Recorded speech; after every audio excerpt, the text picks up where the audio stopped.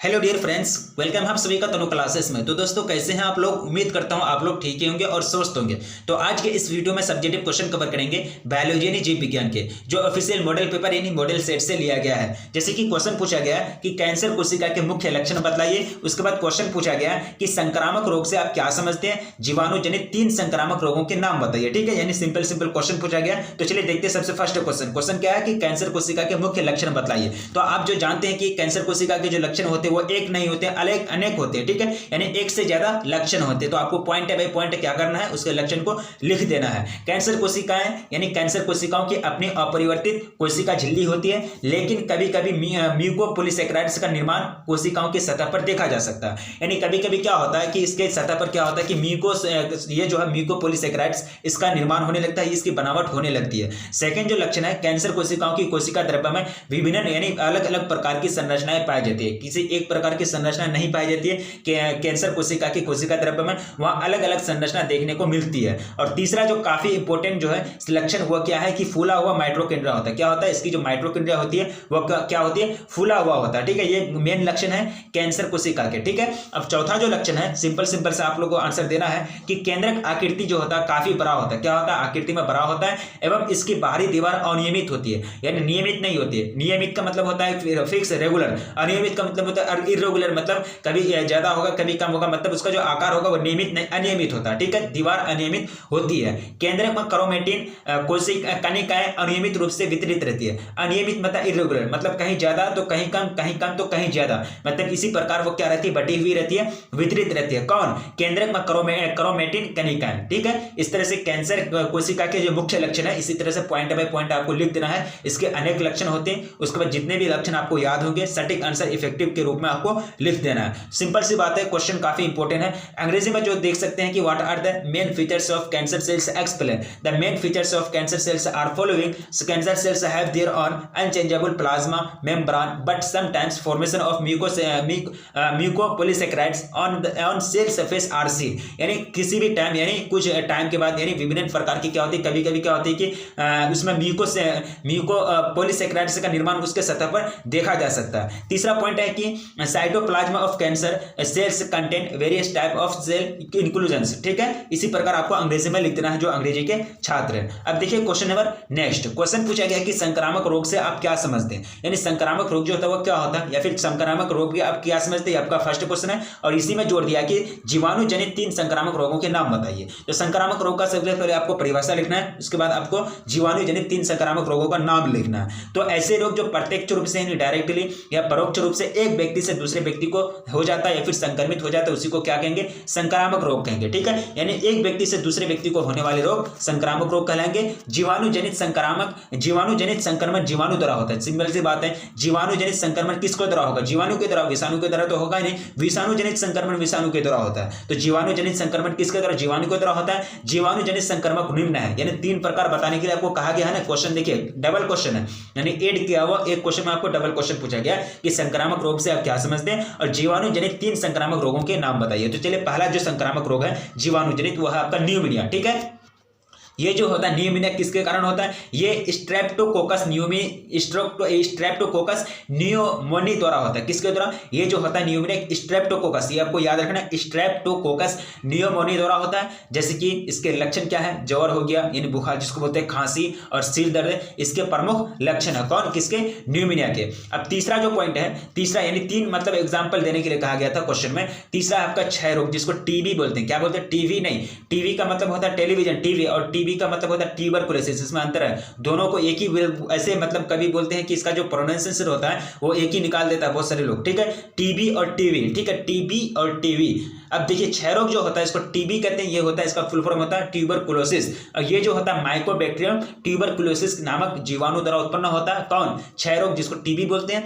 रोगी को बुखार आना, उसके बाद रात में शरीर से पसीना निकलना तथा रुधिर युक्त कफ निकलना, ये क्या है, मतलब सामान्य लक्षण है किसके, क्षय रोग के। रुधिर युक्त मतलब एक होता है मुक्त, एक होता है युक्त। मुक्त का मतलब होता है फ्री, युक्त का मतलब होता है सही। अब देखिए सहित कोलेरा का जो होता है, अब तीसरा आपका जीवाणु जनित रोग है कोलेरा। ये क्या होता है कि ये विब्रियो कोलेरी किसके नामक, यानी विब्रियो कोलेरी नामक जीवाणु दूषित भोजन या पानी के साथ मनुष्य की छोटी आंत को संक्रमित करता है। अब देखिए कोलेरा को जो ये संक्रमित करता है, किसको संक्रमित करता है भाई, मनुष्य की छोटी आंत को संक्रमित करता है। ये कौन, किसके द्वारा, यानी ये विब्रियो कोलेरी नामक जो जीवाणु होते हैं इसी के द्वारा, मतलब ये क्या करते हैं, छोटी आंत को संक्रमित कर देते हैं। कैसे जाते हैं, छोटी आंत में चले जाते हैं भाई, यानी भोजन के द्वारा आदमी जो भोजन करते हैं या फिर जो पानी पीते हैं, दूषित जो पानी पीते हैं या फिर दूसरे जो भोजन करते हैं, उसी के द्वारा मनुष्य के कहां तक चल जाते हैं, जीवाणु यानी छोटे आंत तक चल जाते हैं। ठीक है, उसके बाद बार बार पखाना के साथ उल्टी तथा कमजोरी इसके क्या है कि प्रमुख लक्षण है। बार बार अगर लैट्रिन लग रहा है तो ये क्या है, प्रमुख लक्षण है कोलेरा के। ठीक है, इस तरह से क्या हो गया, क्वेश्चन आपको पूछा गया कि संक्रामक रोग से आप क्या समझते हैं और जीवाणु जनित 3 संक्रामक रोगों के नाम लिखें। तो आप इस प्रकार क्या करेंगे, इसको आंसर फिट करेंगे। अब चलिए नेक्स्ट क्वेश्चन की ओर बढ़ते हैं। क्वेश्चन पूछा गया कि द्विनिषेचन का क्या महत्व है। द्विनिषेचन बोलिए या फिर दोहरा निषेचन बोलिए, बात बराबर होता है। द्विनिषेचन का क्या महत्व, ये आपका क्वेश्चन है। तो दोहरे निषेचन का महत्व 2 पॉइंट में आपको लिख देना है कि द्विनिषेचन का आवृत्तबीजी पौधों में विशेष महत्व है। यदि पौधों में केवल संयुग्मन होता है, क्या होता है, संयुग्मन होता है और त्रिसंलयन नहीं हो तो भ्रूण पोषीय नहीं बनेगा और इसके फलस्वरूप अविकसित भ्रूण वाला बीज जो है वो क्या होगा, अविकसित भ्रूण वाला बीज बनेगा या फिर बीज भ्रूणहीन होगा। ठीक है, ये होता है मतलब अगर अविकसित भ्रूण वाला बीज बनेगा या फिर बीज जो होता है वो भ्रूणहीन हो जाएगा, मतलब उसमें भ्रूण नहीं होगा। दूसरा जो है द्विनिषेचन के फलस्वरूप ही भ्रूणपोष का निर्माण होता है, यानी ये जो दोहरा निषेचन है इसी के कारण क्या होता है कि भ्रूणपोष का निर्माण होता है, भ्रूणपोष की बनावट होती है और भ्रूणपोषी भ्रूण को क्या करता है, भोज्य पदार्थ उपलब्ध कराता है। ठीक है, यानी भ्रूणपोषी क्या करता है, भोज्य पदार्थों को भ्रूण को भोज्य पदार्थ उपलब्ध कराता है। अगर भ्रूणपोष नहीं होगा तो भ्रूण वहां भोज्य पदार्थ ग्रहण नहीं कर पाएगा। भ्रूणपोष में मात्र एवं पितृ गुण सूत्र पाए जाते हैं, अतः भ्रूणपोषीय कोशिकाओं में संकर ओज क्या होता है कि हाइब्रिड जो बोलता है हाइब्रिड फिगर, तो संकर ओज के कारण शरीर क्रियात्मक आक्रामक क्या होती है, आक्रामकता दिखती है। ये मतलब दोहरे निषेचन के महत्व होते हैं। दोहरे निषेचन के महत्व आपको 2 पॉइंट में लिख देना। ठीक है, आगे बढ़ेंगे क्वेश्चन नंबर 2। क्वेश्चन कह रहा है कि सहप्रभाविता क्या कह रहा है कि सहप्रभाविता क्या है, उदाहरण सहित समझाइए। सिंपल सी बात है, सहप्रभाविता के बारे में आपको समझाना है कि F1 पीढ़ी क्या होगी, F1 पीढ़ी के संक्रमण में अगर किसी जीन के 2 युग्म विकल्पी या फिर एलील बोलते हैं जिसको, एलील समान रूप से साथ साथ अभिव्यक्त होते हैं तो इन युग्मक विकल्पियों को सहप्रभावी एपिल क्या कहते हैं, सहप्रभावी एलील कहते हैं। ठीक है, इसको क्या कहते हैं, सहप्रभावी एलील कहते हैं। जैसे कि अंग्रेजी में दिया गया, बहुत सारे वर्ड ऐसे होते हैं कि उसको अंग्रेजी से हिंदी में कन्वर्ट किया जा रहा है। इसको क्या कहते हैं, सहप्रभावी एलील कहते हैं। तथा इनकी जो होती है वंशागति, जिसको कहते हैं वंशागति को सहप्रभाविता क्या कहते हैं, इसको सहप्रभाविता कहते हैं। आप यहाँ F2 से F1 से, अब देखिए F2 में, F2 पीढ़ी में संतानों का जीन प्रारूप और लक्षण प्रारूप दोनों 1:2:1 का अनुपात होता है। उदाहरण के लिए मवेशियों में त्वचा के बालों के रंग क्या होती है, सहप्रभाविता होती है। ठीक है, जैसे कि जीन प्रारूप किसको कहते हैं, जीनों की बनावट को कहते हैं। जीन प्रारूप किसको कहते हैं, जीनों की बनावट को कहते हैं जीन प्रारूप। ठीक है, इसी प्रकार इसका जो अनुपात होता है 1:2:1 होता है। ठीक है, जैसे कि एग्जांपल के रूप में दिया गया है कि मवेशियों में जो त्वचा के बालों के जो रंग होते हैं वो क्या होते हैं, सहप्रभाविता होते हैं। ठीक है, इसी तरह से क्वेश्चन मेरा कवर हो गया कि सहप्रभाविता क्या है, उदाहरण के साथ समझाइए। उदाहरण भी दिया गया मवेशी का। अब क्वेश्चन नेक्स्ट क्वेश्चन पूछा गया कि बीटी कॉटन क्या है, यानी बीटी कॉटन से क्या समझते हैं, फिर बीटी कॉटन क्या है इसके बारे में एक्सप्लेन करें। तो बीटी कॉटन क्या होता है कि यह पीड़क प्रतिरोधी क्या होता है कि पीड़क प्रतिरोधी फसलों का निर्माण है जो पीड़कनाशकों की मात्रा को कम प्रयोग में लाती है। बीटी एक प्रकार का जीव विष है जो एक जीवाणु बैसिलस यूरिएंजेसिस के द्वारा उत्पादित होता है, जिसे संक्षेप में क्या कहते हैं, बीटी कहते हैं। क्या कहते हैं इसको, बीटी कहते हैं। बीटी जीव विष जीवाणु से कलोनित होकर पौधों में प्रकट होकर कीटों या पीड़कों के प्रतिरोधकता उत्पन्न करता है, जिससे कीटनाशकों के उपयोग की आवश्यकता नहीं होती है। इस प्रकार से जैव पीड़कनाशियों का जो निर्माण निर्माण होता है। उसी के बाद बीटी कॉटन इसका उदाहरण है, यानी बीटी कॉटन किसका उदाहरण है। इसी प्रकार जो आपको बीटी कॉटन का परिभाषा लिखना है, ये क्या होता है, ये एक पीड़क प्रतिरोधी फसलों का निर्माण करता है। किसका करता है, पीड़क प्रतिरोधी फसलों का निर्माण करता है, जो पीड़क नाशकों की मात्रा को कम प्रयोग में लाती है, वही है आपका बीटी कॉटन। बीटी कॉटन एक प्रकार का जीव विष होता है। क्या होता है, आपको ऑप्शन में पूछा जा सकता है कि बीटी कॉटन किस प्रकार का जीव है, क्या है, तो एक प्रकार का क्या होता है, जीव विष होता है बीटी कॉटन। ठीक है, अब आगे बढ़ेंगे क्वेश्चन नंबर नेक्स्ट। क्वेश्चन कह रहा है कि रेडियोधर्मी प्रदूषण किसे कहते हैं, इसके स्रोत क्या। रेडियोधर्मी प्रदूषण यानी रेडियोधर्मी जो पॉल्यूशन होता है, इससे क्या समझते हैं आप, या फिर रेडियोधर्मी पॉल्यूशन के बारे में आपको पूछा गया। इसका डेफिनेशन करेंगे, उसका डेफिनेशन करने के बाद इसका स्रोत लिखेंगे कि किस किस से मतलब रेडियोधर्मी जो होता है, रेडियोधर्मी पॉल्यूशन होता है। तो रेडियोधर्मी पदार्थों की क्रियाशीलता के कारण मुक्त होने वाली जो अल्फा बीटा और गामा जो रेज होते हैं, जो विकिरण होते हैं, अल्ट्रावायलेट रेज जो होते हैं, उसी के कारण जो प्रदूषण होता है उसी को क्या कहेंगे, रेडियोधर्मी प्रदूषण कहेंगे। ठीक है, यानी रेडियो एक्टिव पदार्थ क्या कहते हैं, रेडियोधर्मी पदार्थ या फिर रेडियो एक्टिव पदार्थ की क्रियाशीलता के कारण, उसकी एक्टिविटी के कारण जो मुक्त होता है, मुक्त कौन कौन होता है, अल्फा बीटा और गामा विकिरण जो मुक्त होता है, अल्ट्रावायलेट रेडिएशन जो मुक्त होता है, उसी के कारण प्रदूषण होता है। तो प्रदूषण जो होता है उसी को क्या कहेंगे, रेडियोधर्मी प्रदूषण कहेंगे। यानी रेडियोधर्मी पदार्थों से होने वाले प्रदूषण रेडियोधर्मी प्रदूषण कहलाएंगे। जैसे कि यहाँ आपको दिया गया है स्रोत, कौन कौन सा स्रोत है भाई रेडियोधर्मी प्रदूषण के, नाभिकीय विस्फोट हो गया, जैसे कि नाभिकीय विस्फोट किसको कहते हैं, जैसे कि परमाणु वगैरह बनाया जाता है, परमाणु बम वगैरह बनाया जाता है, ये सब का में विस्फोट होता है। ठीक है, यानी नाभिकीय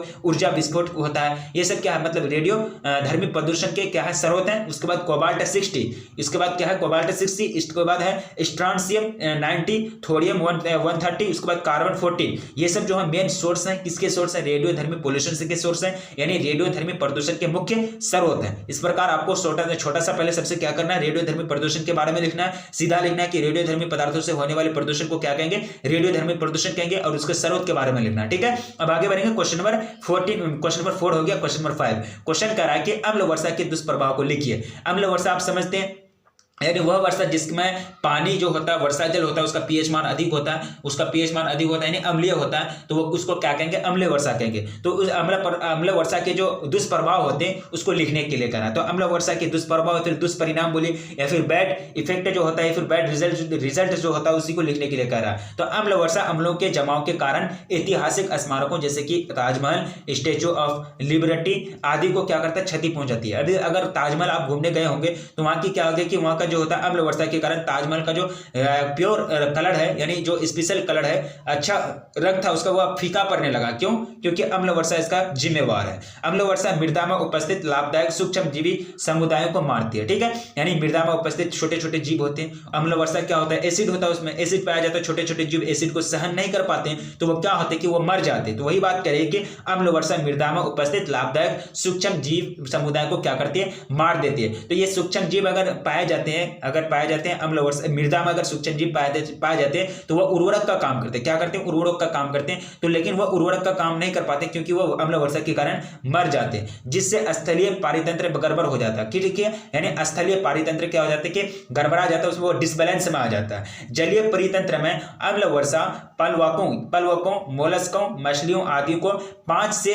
कम पीएच पर मार देती है, जिससे खाद्य श्रृंखलाएं गड़बड़ हो जाती है। ठीक है, यानी जो इसका आप कह सकते हैं कि अम्ल वर्षा का प्रभाव कहां तक पड़ता है, खाद्य श्रृंखला तक पड़ता है। इसका प्रभाव कहां तक, खाद्य श्रृंखला तक पड़ता है, जो काफी मतलब वहां गड़बड़ कर देती है, यानी अनबैलेंस पैदा कर देता है। 5वां नंबर क्वेश्चन मेरा कवर हो गया। अब देखिए क्वेश्चन नंबर 6 की ओर देखेंगे। क्वेश्चन कह रहा है कि संस्पर्श क्या कह रहा है कि संस्पर्श संबंधन की व्याख्या कीजिए। संस्पर्श संबंधन की व्याख्या कीजिए, जिसको कह रहा है कि कॉन्टेक्ट इनहिबिशन की आपको व्याख्या करने के लिए कह रहा है, एक्सप्लेनेशन करने के लिए कह रहा है। तो क्या करेंगे, अनियंत्रित मतलब जो अनकंट्रोल रहता है, मतलब नियंत्रित नहीं रहता, अनियंत्रित कोशिका विभाजन द्वारा कोशिका में असाधारण वृद्धि तथा गुणन होना कैंसर की पहचान होती है। क्या होती है, कैंसर की पहचान होती है। ये लाइन आपको याद रखना कि अनियंत्रित कोशिका विभाजन यानी जो कंट्रोल में नहीं है, हद से ज्यादा मतलब कोशिका का विभाजन हो रहा है, एक कोशिका से दूसरा कोशिका मतलब हद से ज्यादा मतलब बढ़ रहा है, यानी लिमिटेड में नहीं बढ़ रहा, कंट्रोल में नहीं है, तो अनियंत्रित कोशिका विभाजन द्वारा कोशिका में असाधारण वृद्धि तथा गुणन होना कैंसर की मुख्य पहचान होती है।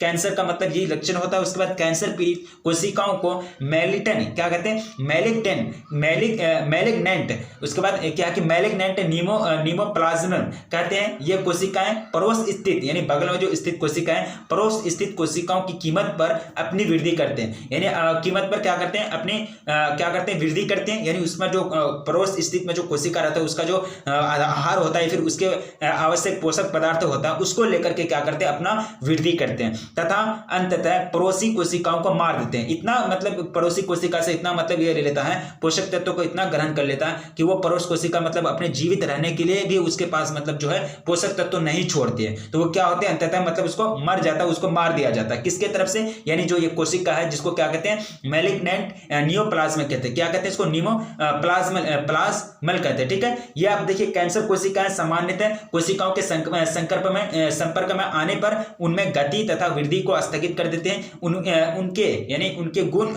इस गुण को क्या कहेंगे, संस्पर्श संबंधन कहेंगे। क्या कहेंगे, यानी कॉन्टैक्ट इनहिबिशन कहेंगे। ठीक है, कॉन्टैक्ट इनहिबिशन इसी को कहते हैं। ठीक है, इस प्रकार आपको सॉल्व करना है। सिंपल सा क्वेश्चन है, आपको सब्जेक्टिव क्वेश्चन पूछा जाता है बोर्ड एग्जाम में। अम्ल वर्षा के दुष्प्रभाव, इसके बारे में तो आप पढ़े हैं, 10th क्लास में भी पढ़ चुके हैं। यानी right the effects of acid rain, acid rain के बारे में आप 8th क्लास में भी पढ़ चुके हैं, 10th में भी पढ़ चुके हैं। ठीक है, रेडियो एक्टिव प्रदूषण किसको कहते हैं, रेडियो एक्टिव पदार्थ से होने वाले प्रदूषण को रेडियो एक्टिव प्रदूषण कहेंगे। जैसे कि इसका जो स्रोत है, नाभिकीय विस्फोट हो गया, कोबाल्ट 60, स्ट्रोंशियम 90, थोरियम 137, कार्बन 14, ये सब क्या मतलब मेन सोर्स है किसके, यानी रेडियोधर्मी पदार्थ के। उसके बाद कॉटन, बीटी कॉटन, ये सब क्या मतलब इसका एक्सप्लेन कर रहा है। ये सब क्वेश्चन आपको पूछा जाएगा बीटी कॉटन के बारे में। यानी आपको इसमें तो सिर्फ याद रखने की जरूरत होती है, किसमें, यानी बायोलॉजी में जो है याद रखने की जरूरत होती है थ्योरी को। थ्योरी इसमें क्या होता है, कोई न्यूमेरिकल बेस्ड क्वेश्चन नहीं होता, ये सारा चीज आपको याद रखना पड़ता है। ठीक है, अगर आप चैनल पर पहली बार विजिट कर रहे हैं तो प्लीज चैनल को सब्सक्राइब कर लीजिए। अगर आपको